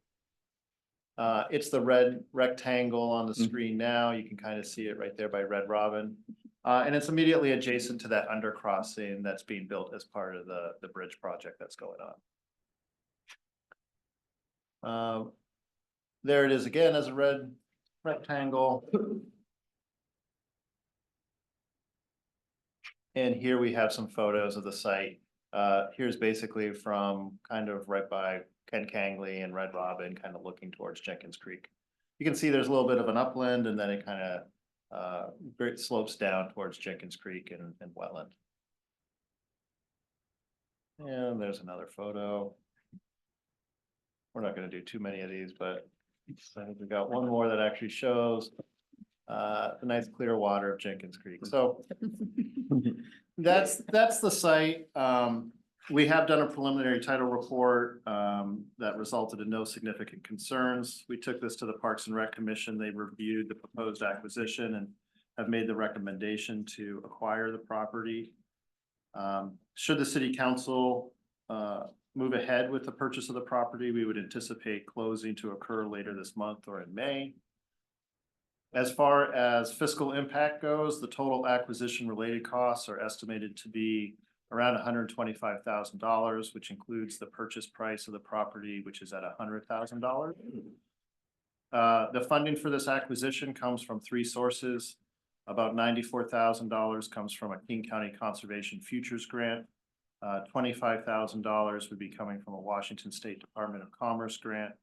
And the city's contribution would be $6,250, which would be pulling from park impact fee revenues. And that's really all I have to kind of share about it, but happy to take any questions. Council, any questions? Sean? Thank you, Ethan. Appreciate it. It's interesting piece of property. You said that looks like the majority of it's already encumbered with wetlands in the creek itself. Just curious, if we don't buy it, what could possibly be built on that? How much of that 1.2 acres is developable? And it looks like it just, you got that gravel spot. Well, I mean, what could you physically put there? Yeah, I mean, I'm in the business of building parks, so I'm not sure exactly what else you could fit in there, but I know it's got developable space. And it has access to Washington 516 and it is zoned commercial. So in theory, somebody could fit some sort of commercial property there. I don't know if we're gonna do other. They'd have to do a lot of wetlands mitigation, which that's is true. really expensive. And if they do that, then they'd have more space to build on, but that might mean the bottom line doesn't pencil. Right. So. And that was part of the valuation of the appraisal too, which came in at $75,000. So the seller wasn't agreeable at that price. We tried, but that's lower than normally unencumbered commercials or property would go for. What, if we're worried about it being developed, did we consider just doing buying the environmental development rights for this piece of property? And how much would that be? Well, we did actually try just to pursue a trail easement, and the owner wasn't interested in selling anything less than fee simple for the entire parcel. Okay. Anybody else? Beth? I know a lot of times when we get those grants, we have a certain period in which we need to turn it into a park or develop it for our purpose of a recreation. Are we under that same sort of timeline here, or no? No, with both of those grant sources, one's actually just for open space. So if we never developed it, it would be fine. And the Commerce grant is pretty open as far as it's largely just for planning and development. So, but you're right, some grants do have those restrictions, but not these two. Okay, thank you. Anybody else have any questions? Okay, before us is to potentially take action to approve the purchase and sale agreement for parcel 302206-9053 to add to the Jenkins Creek Park and open space area, and authorize the city manager to execute closing documents and complete other actions necessary to acquire this property. Does council wish to take action? So moved. Second? It's been moved and seconded. Beth, would you like to speak to your motion? I'm thankful that we were able to get grants to cover a majority of this cost. And it's going to be a critical piece of property for us to, move forward at any point in the future with a trail. So it seems like a really sound investment in the community. Thanks, Beth. Debbie, would you like to speak to your second? Thank you. I agree with what Beth said. This fits right within the vision and the master plan of being able to build that trail further out and then ultimately connect our trails. And very nice that the majority of it's covered by grants, and our outlay on that is like under $7,000. So I think it's a good fit for the city. Thanks, Debbie. Is there anybody else wishing to speak for or against the motion? All right, seeing nobody raise their hand, Been moved and seconded to approve the purchase and sale agreement for parcel 302206-9053 to add to the Jenkins Creek Park and open space area, and authorize the city manager to execute closing documents and complete other actions necessary to acquire this property. All those in favor state aye. Any opposed? The motion passes. Thank you all very much. Next is new business item number 3, consider options regarding the solid waste collection contract. I am going to recuse myself and turn this over to Mayor Pro Tem Smith. Thank you, Mr. Mayor. Second here.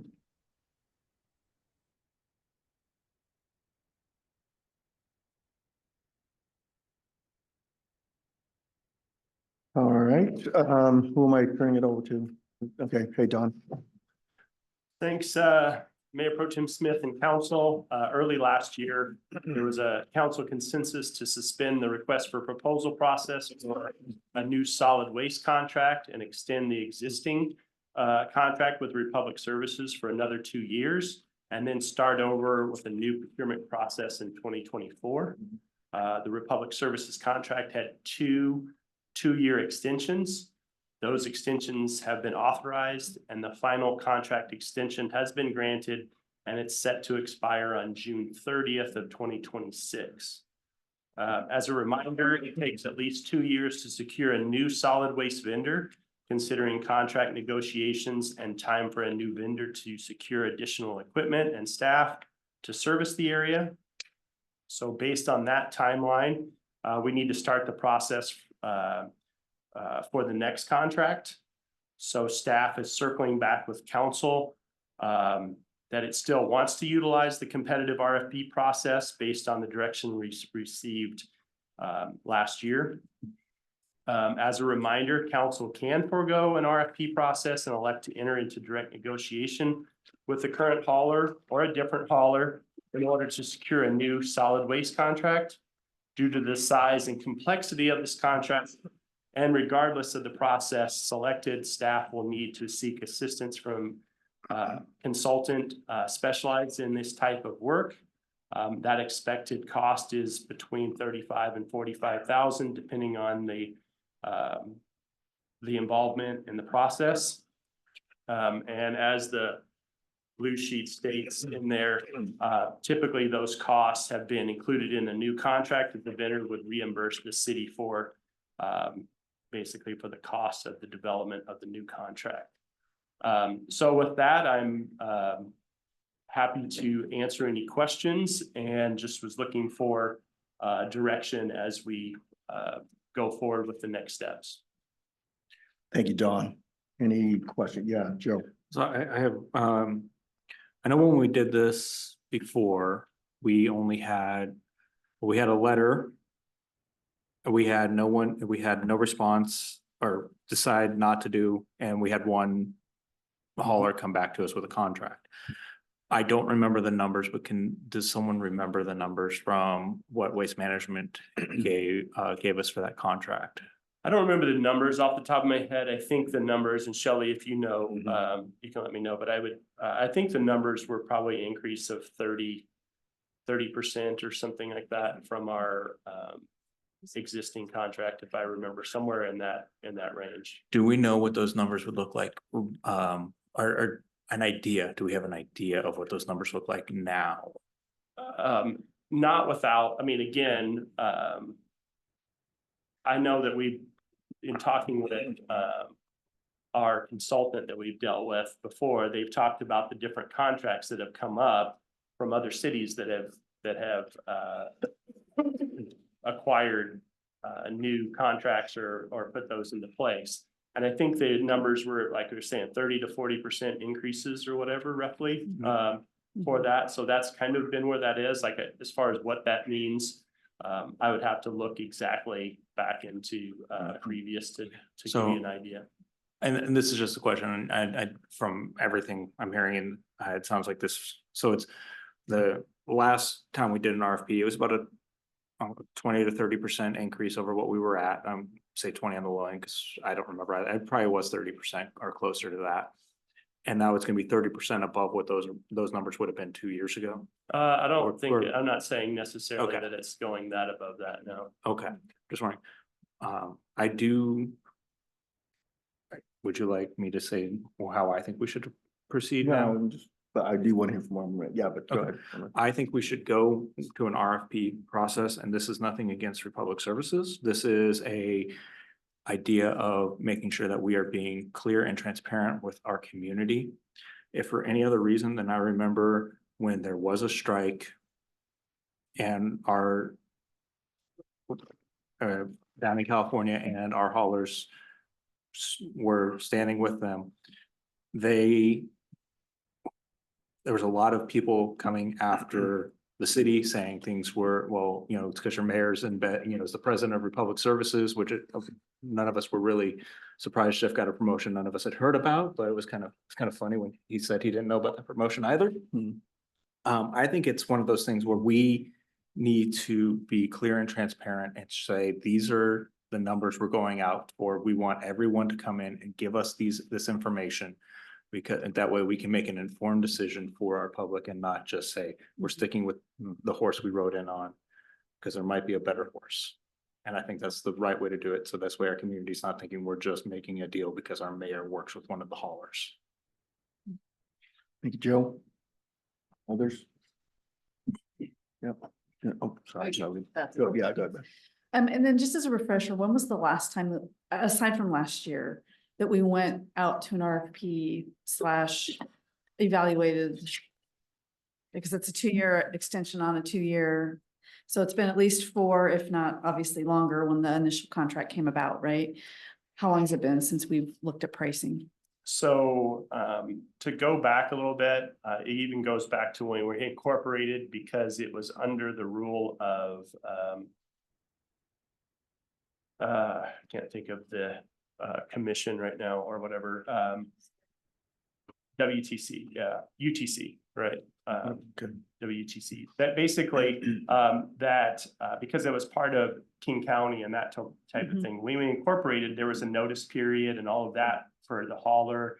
And we went through that period. There was a question whether that process, I can't remember all the details, but then there was a contract that was negotiated with Republic back at that time. That was, I believe, a 7-year contract with 2 2-year extensions. So there hasn't been really an RFP that has went out for this, other than the one that we did, a couple years ago. And that was a little bit of a different situation. So, yeah, I would agree with what Joe said. And I mean, I think we see things change, service levels change, come and go based on whatever's going on outside in the climate. But I think we owe it to our residents to take a look at what our options are and how much it will cost. Understanding that there is, if we ever change, it is more expensive and it's time consuming for staff, but we would incorporate that into a decision, I think. From a cost perspective and how much it would cost a resident, so. I would agree with Joe and go to RFP. Okay.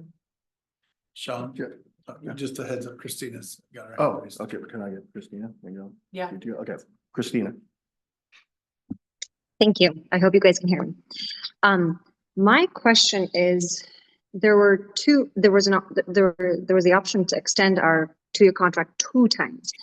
Have we done that both times? Have we used up the 2 extensions? Yes, Okay. 2026 will be the end as long as we can extend based on our current contract. Okay, so we really don't have any other option than to go out for an RFP, in my understanding. Just that, I mean, you could, like I was saying in there, you could elect to just direct negotiate with a hauler if you want to. You don't have to go through an RFP process. My question is, how would Republic answer or quote us differently in those 2 scenarios? Do we think there would be a huge difference? I mean, I don't know that I want to get into, I can't speak to that as far as how they're going to do that or how that's viewed. What is our stipulation? If there's nothing holding us back, I also think that if we had the ability to secure a lower cost, that is also being responsible towards our residents. But if that doesn't sound like that's the case, going out for an RFP, to me, it doesn't seem like we have too much of an option. Am I understanding something, am I understanding this clearly? You can. I'll jump in real quick, Christina. So we do have an option to not do an RFP and just direct negotiate with, say, our incumbent hauler, Republic. What that would mean is the other haulers would not have an opportunity to submit their bid for this services in Covington, right? So that's one option. Whether Republic's pricing would come back the same or different if we direct negotiate or do the RFP, we don't know, but I would imagine they'd be somewhere similar. Okay, thank you. That, I think it would be, we would be doing our due diligence if we did go out for an RFP. Either way, especially if there's a competitor coming up, within the RFP with Republic, that would serve us well.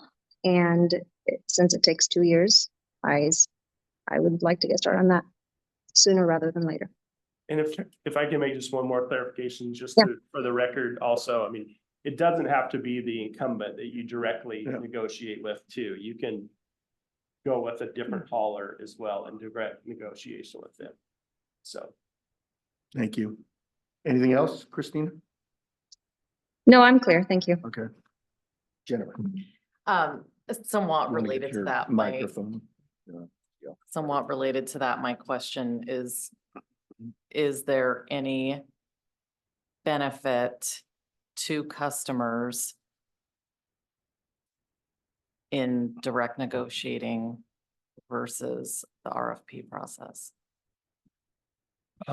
In talking with our consultant and stuff too, that is what they feel the best opportunity to get the best bids or whatever, or the best is because you are having competition and stuff out there. And so that's our understanding based on the questions that we've asked, like, experts, so to speak. Okay, thank you. Debbie?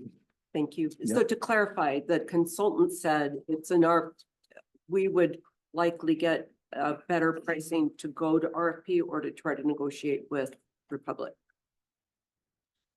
I don't think anyone would ever go out and exactly say, this will be your best. I mean, like, this is the only way you're gonna get, but based on their experience, they said that has been their best way of seeing when, in other words, I believe it was presented as they had information that were saying, hey, here's what the RFP looks like, or here's what some of these proposals what they go away from that and they go to direct negotiation. And it wasn't like they saved a bunch of money going that route. So that's about as far as I got as far as answers to that question. Okay, so stated differently then, make sure that I'm understanding correctly. We could likely pay the same whether we try to directly negotiate with our current vendor versus going to RFP. That not necessarily a money saver. Right. They said it's generally has been the better bet to go with the RFP because of that. Okay, thank you. That clarifies. And you had answered the other question that I had early on this discussion, and that was just to kind of remind us how old the original contract was. So it was a 7-year contract with 2 2-year options.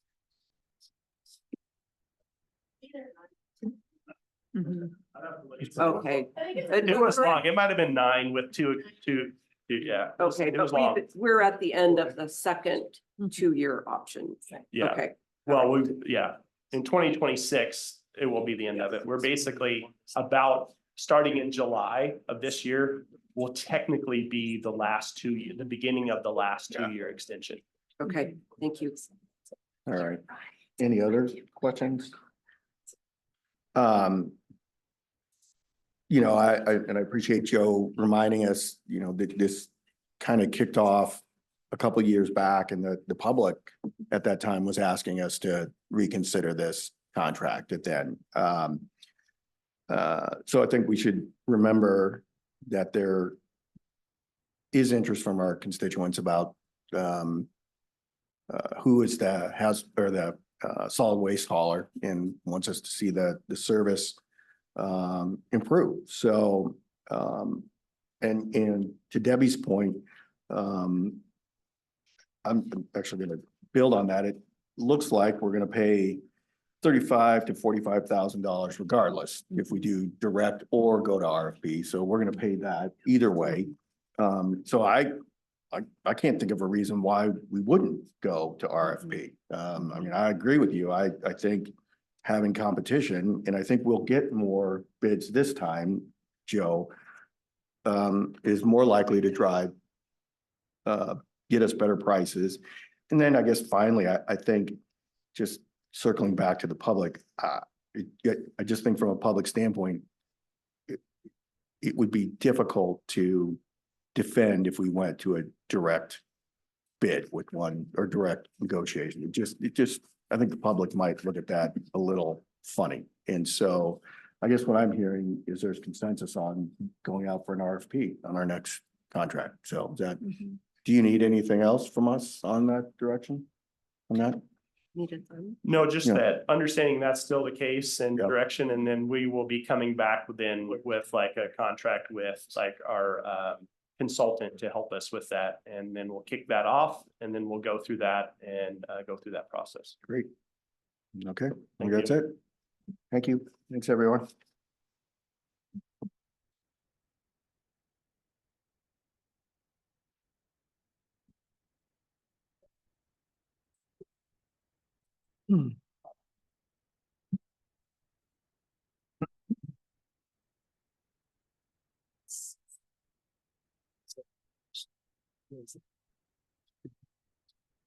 Thank you all. Right, that concludes our business for tonight. Looking at future agenda items, does council have anything they'd like to see on a future agenda? Debbie? Thank you. I'd like to propose, is that the right way to say propose? Okay. That at the next meeting, we discuss, do we have all of the information that we need BESS to move forward or not to move at all? And the reason I'm bringing this up is we know that there's a meeting this week with a couple of state agencies that We did that today. okay, good. So we'll have some input from that meeting. Yep, we're gonna give an update. Okay, thank you. So maybe we don't.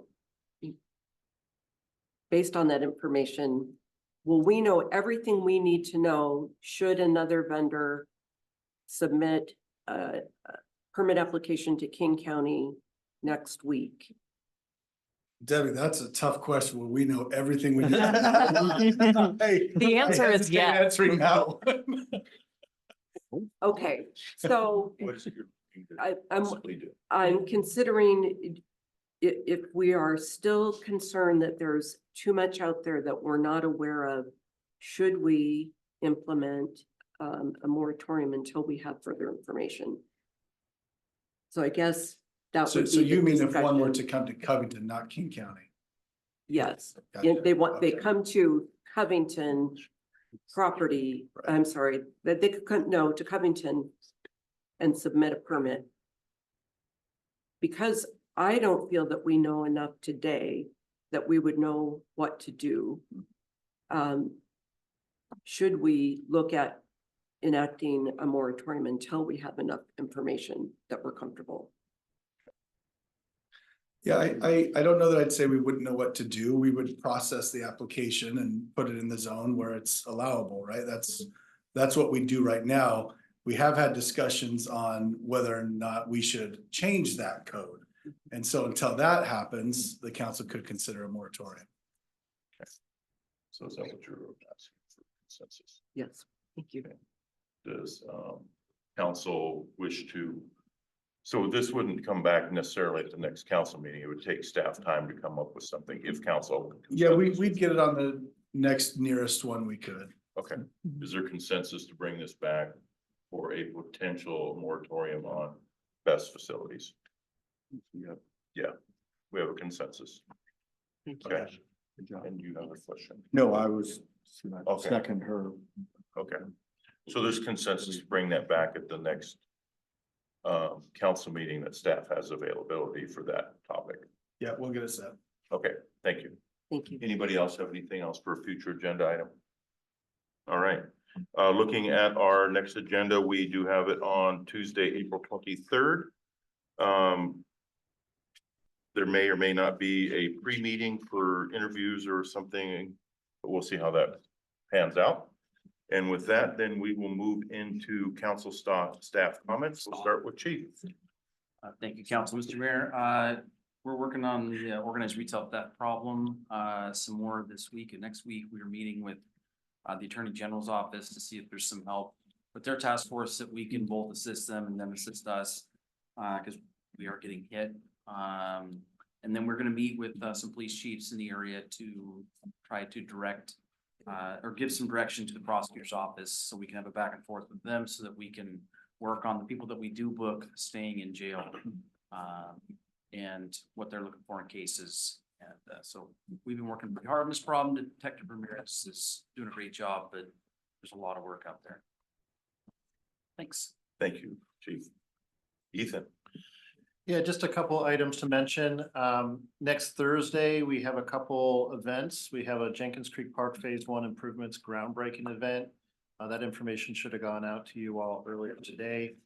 That will be at 4 o'clock at Jenkins Creek Park. And then immediately after that at 4:30 at Covington Community Park, there'll be a rotating art presentation recognizing those two new art installations that went up a few months ago. So that's all I have for tonight. Thank you.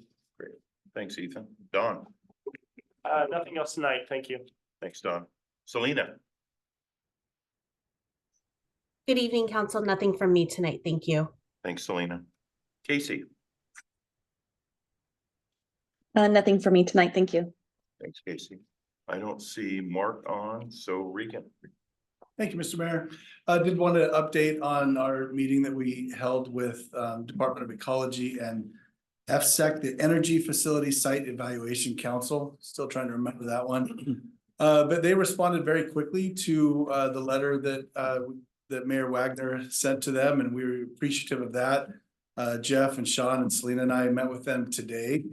It was really interesting and insightful to see how the different agencies are reacting and will react to an application for a BES in a specific location.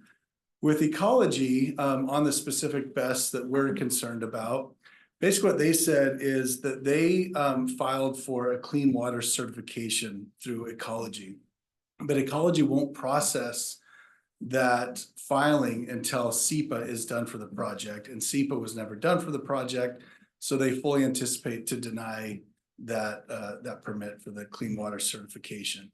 Ecology made it clear that they won't be a lead agency on this type of permitting, and even if ecology was brought in through the permitting process, all the same local processes and hearings, public engagement, and SEPA would still need to be done.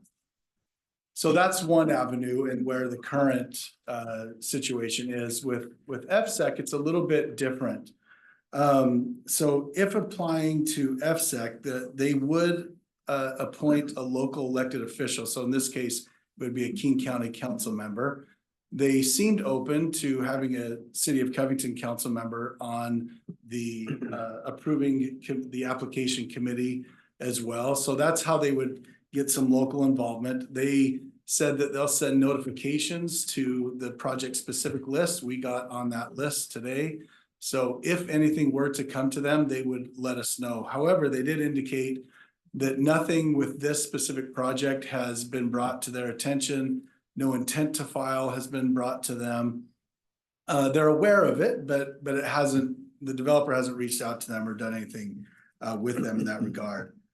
If they did apply through FSEC, the local community still has the opportunity to engage in the process like we would in a local jurisdiction. However, if if they feel like it's a worthwhile project, even though the local community, let's say in this case, even King County and the city opposed this, they would still recommend to the governor that it be approved and he could approve it. So it does in that sense assert local land use authority in that regard. But at this point, nothing has been submitted or filed to FSEC. They did indicate they're working on a response to our letter that will detail this all out, detail the process.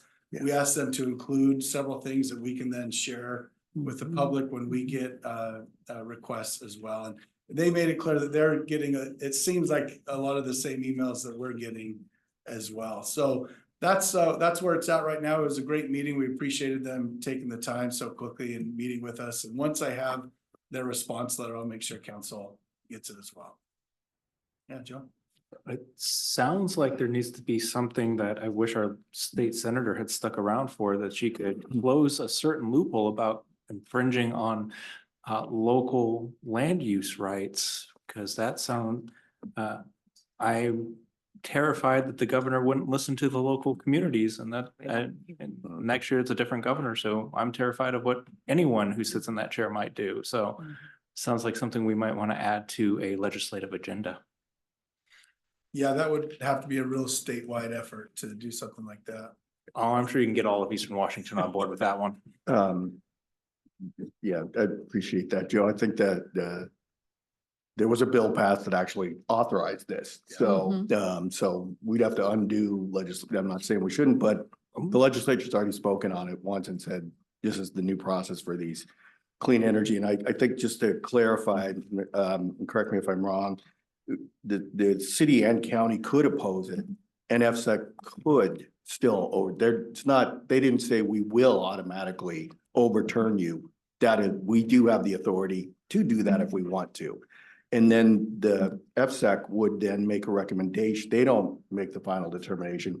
They make a recommendation to the governor, who then can either approve it, deny it, or send it back for additional analysis. So, yeah, so just make sure I got that right. It isn't, they didn't say they would automatically overturn our opposition, but they have that authority if they wanted to. I don't think it would be based on our opposition necessarily. It would be based on whatever regulatory environment. Exactly.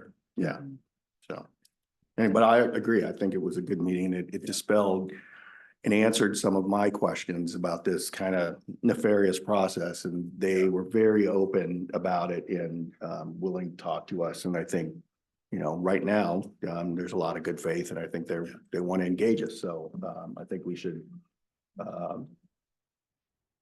capitalize on that and seize on that and continue that relationship. So I look forward to seeing the letter they're going to send us. So yeah, that's all I have. Okay, thanks, Regan. Krista.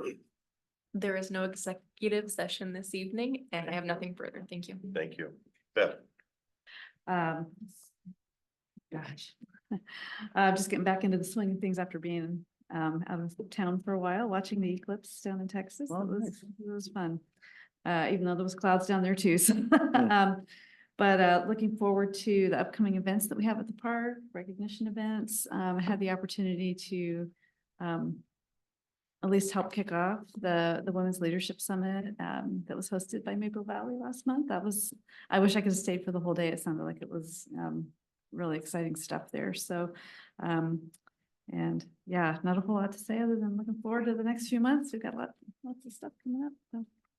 Great. Thanks, Beth. Christina. There we go. Thank you. Well, first of all, greetings from a sunny place. Looking forward to coming home though. All things come to an end.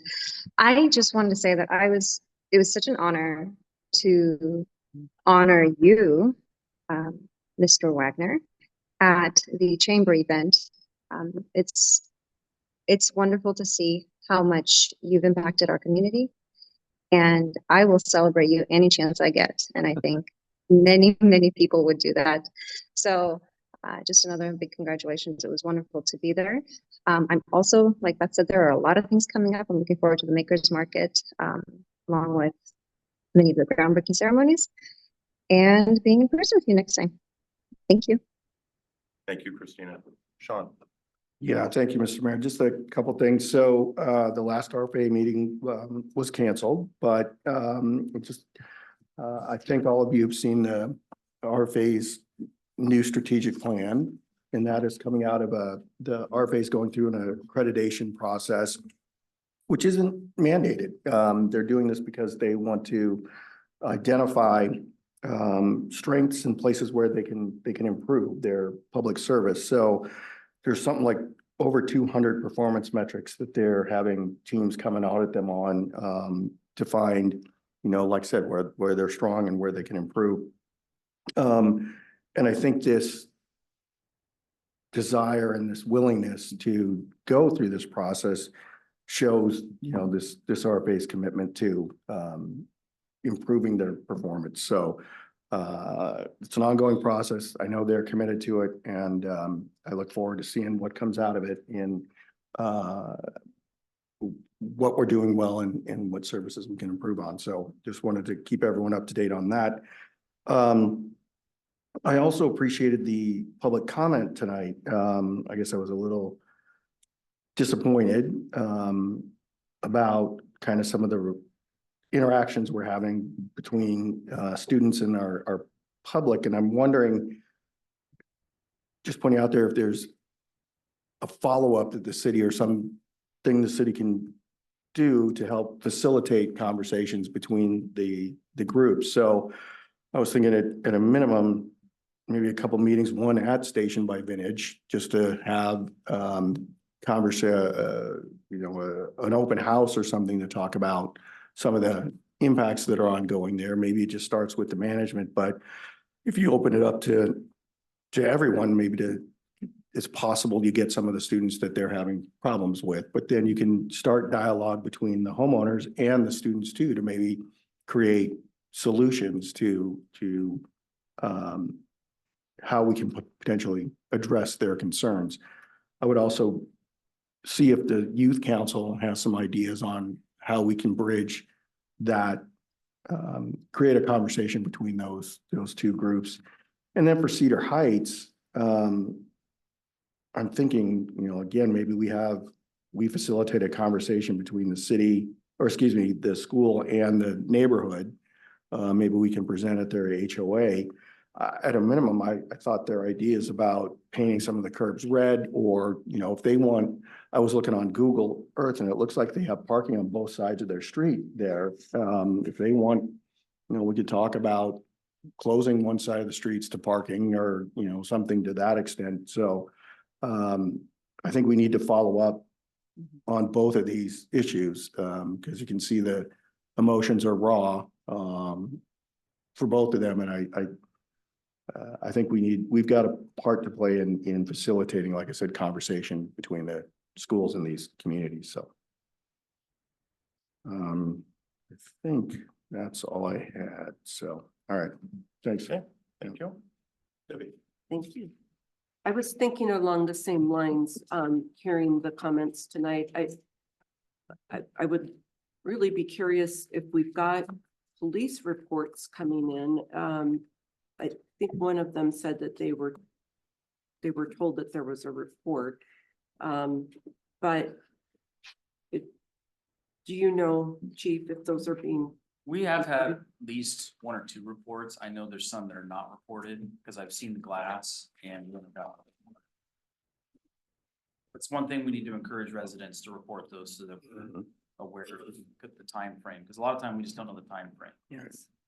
You're right. You know, and I couldn't ask the speaker that question, but if it's not being reported, we don't know where it's occurring, when it's occurring,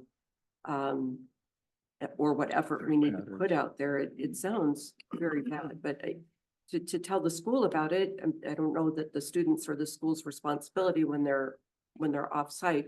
I wonder if we could appeal to the Cornerstone HOA to get time at their next HOA meeting to come in and have a couple of us. You already did. You offered that up. Are they going to take us up on it, or? We've sent the HOA several invitations. They haven't reached back out. Okay. I had a long conversation with Devontae. twice last week. All right. Okay, well, if there's anything I can do to help, I'd be happy if we want to get a group of us together to look at any trends and go out and talk to people. I'm happy to do that.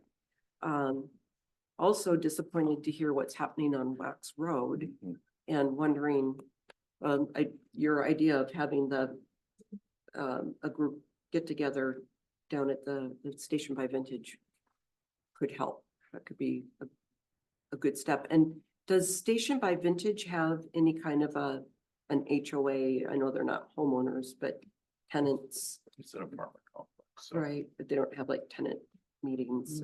I don't know if they do or not. I know Polaris does every once in a while, has a, what is it, once a year, they have a meeting done with Human Services. So. I mean, that might be something that could happen. I was just thinking here and might be able to attend that meeting too, is like something that could advocate for resources. Right, thank you.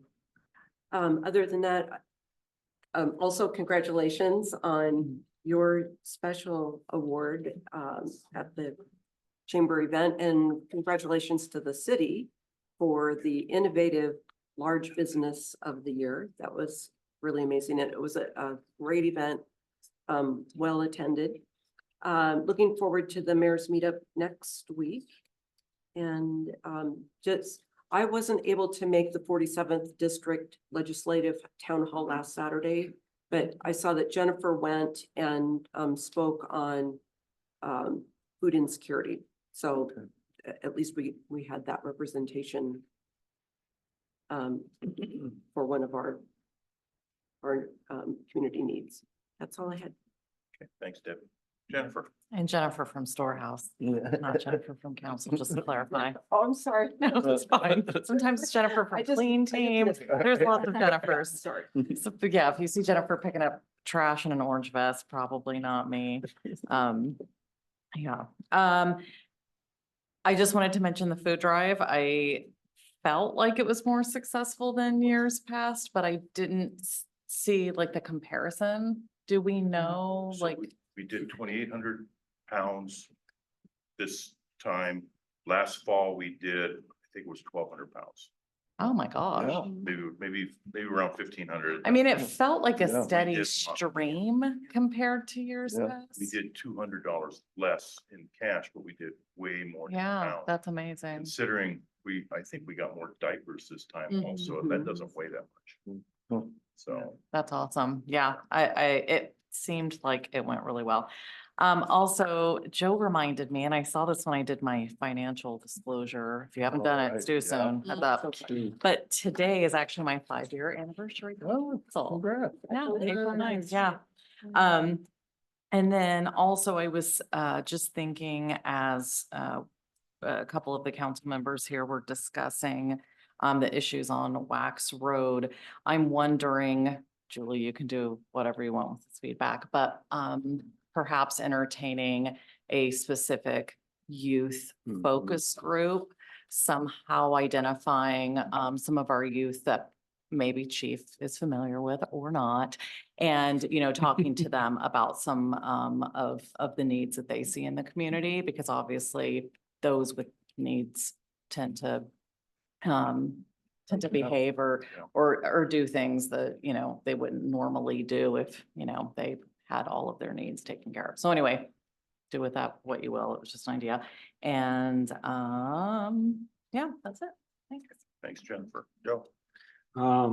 Just a couple things. I have picked tomorrow night. Nothing too exciting on the agenda. We are gonna talk about Regional Homelessness Authority update. Public defender caseload standards. We all got an email about that. That can go bad. Metro free youth transit passes. Metro's trying to find ways to make that, be able to count the youth who take Metro easier. Because I know my son has taken Metro without me and he doesn't have to use a pass, and I get very jealous of him all the time because it's like, oh yeah, all right, I gotta go pay my $6 to take the Sounder, but you just walk on, that's fine. Don't feel bad about me. No, it's fine. And so, but there are a lot of kids who don't utilize an Orca pass, so there are there's data missing, so they're trying to find ways to count the youth who take it better. And we'll talk about levies and ballot measures, so stuff we'll be talking about. We are also, we had the first meeting for the, I'm calling it the working group for PIC, where we're discussing the way PIC works, because we haven't actually looked at it since before I was even on council. The joke is Tola Martz from Issaquah helped to set up the last one, so he had to stick around so he could set up the next one. He's been on PIC for nearly 20 years, so he's the old man of the group. We had our first meeting. We're hoping to have a new document ready to go by June. So if you hear about me complaining about PIC, it's because I'm in a PIC meeting weekly from here until June. But we haven't set the next one up just yet, thankfully, but I'm sure I'll hear about it tomorrow night. Other than that, I do have next week, I have the Regional Transportation Commission. I have sent an email out to principal at Kent Lake, the head secretary at Kent Lake, and the members from or leadership from Kent School District to see if they would like to attend to discuss Metro coming out to Kent Lake. I told them that their best bet would be to talk during the public comment. But we are going to be discussing at PIC Metro's van pool, Metro Flex, and community van programs. So that'd be a good time. I think that would be a good time for them to talk about it as well, to mention something about getting some sort of transportation out to Kent Lake. Let's see what else I have. Congratulations on your 5 years, Jennifer. Thank you. Congratulations. So this is me just trying to get more votes. My dog and one of my cats are competing at Kent Lake for what we're calling April Antics. It is March Madness style brackets where the staff pets are competing to see who will be the best one. Cooper just won, so my dog is moving on to the next round. My cat Tiger is competing tomorrow. So if you are on Instagram, go to just at Kent Lake. That's the student ran one, so that's the one they're on. And look for Tiger tomorrow. And in a few weeks, or in a couple, like next week, I'll let you know when to vote for Cooper again, because there is a chance that those two will compete against each other. And as much as I think it'd be fun, those two won't care about it at all at home. They'll still avoid each other like the plague. But there's that.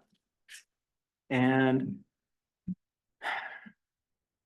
so last thing, this is me just tuning my own horn. I applied for my first teaching job today. Congratulations. Yeah, it is. It's with the Sumner School District at Sumner High School. I do not plan to hear anything for about 2 weeks, but we will see, and I will keep everyone informed because there might be a night where I just look ghastly. It's because I'm preparing for an interview, but just wanted to let you all know that. Thank you, Joe. Let's see, first off, the Chamber Awards. I thought you guys surprising me back in January and then to be surprised again. So it's the second time now. I don't know how long, but yeah, it was. Gotta have your head on a swivel, you know? Yeah, I didn't realize it's been 32 years that working with the Chamber, so, and 36 years in the community, but 32 years with the Chamber, so thank you for everybody for doing that. Jennifer and I were at Cedar Valley Friday night. The school district was there. Jennifer. Yeah, Michelle, you ought to see Michelle's head swivel when I start talking names. So Jennifer Hartog, and we listened to their solution for Cedar Valley because there's a issue with parent pickup and drop off there. And so they're building a new parking lot with parent pickup and drop off in the parking lot on school grounds. Construction starts the week after school gets out. So that will solve some of the issues around Cedar Valley. While it's not 100%, but it's better than what's there now, which will help Chief and his team, hopefully with some of the speeding up and down the hill by Timberlake. And improve child safety. And that's number one, it's child safety. So next Thursday, we're all going to be busy. We have the park. Yeah. We have the arts. And then the Chamber also has their third Thursday out at Ristretto's. That only runs till 6. So it's run. Okay. But it'll be a great night. I met with the mayor, all the mayors of South King County met today for a meeting. And topics that we discussed was sheriff's contract and homelessness and some of the other, some of the other cities are doing for 4th of July and the drones and how expensive the drone shows are more expensive than actual fireworks. Oh, yeah. Yeah. And it's half the time of what fireworks go. I didn't realize fireworks were only 30 minutes. The drones are run 15. And you said they're more expensive? They're more expensive is what Des Moines and Renton. Are they like disposable or something? You just use them once? I mean. what's I the don't, cost? we didn't get into those details. Um. April 16th, Debbie and I are doing the mayor's meetup here at Covington City Hall from 6 to 7:30. So if anyone else wants to join us, it's just the two of us. So we've got room for one more council member if they'd like to join us that's next Tuesday. Cornerstone, I've spoke with Devontae, but I got involved, like I said, about 5 weeks ago when parents who were picking up and dropping off were actually, they said that they were being attacked and stuff. And that's why I got with the school district, because there is a choke point at Cedar Heights. So I know that there's things on both sides, but child safety is number one. And Dr. Behringer, their operations team, Brett, that we talked to on Friday, are going to be out there next week when school starts back up to look at possibilities for making changes. Because anything we can do out there, I mean, Chief has been there in Cornerstone more often than I have to watch the antics, because I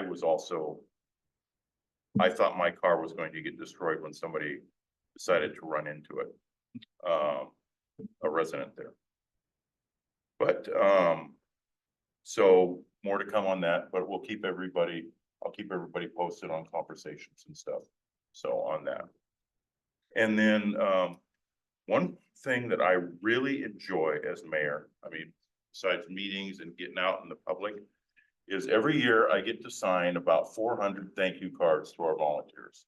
And I really enjoy being able to hand sign those. So you can see them stacked in the room here. I was working on them today, but. And when I was a volunteer, Jeff, I have to tell you, I really appreciated getting those. I really did. And I remember when Jack and Brady got theirs, in the mail, and they're like, the mayor's not, it does.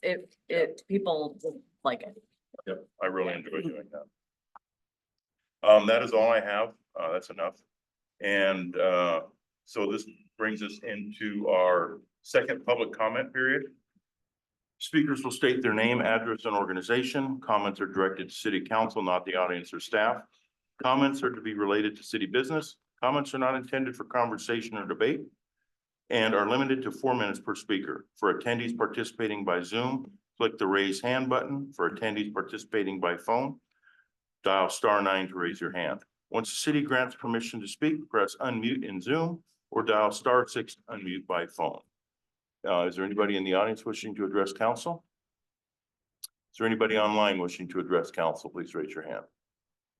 Seeing nobody wishing to address council, this meeting is adjourned at 9:04. Okay, I looked at the screen.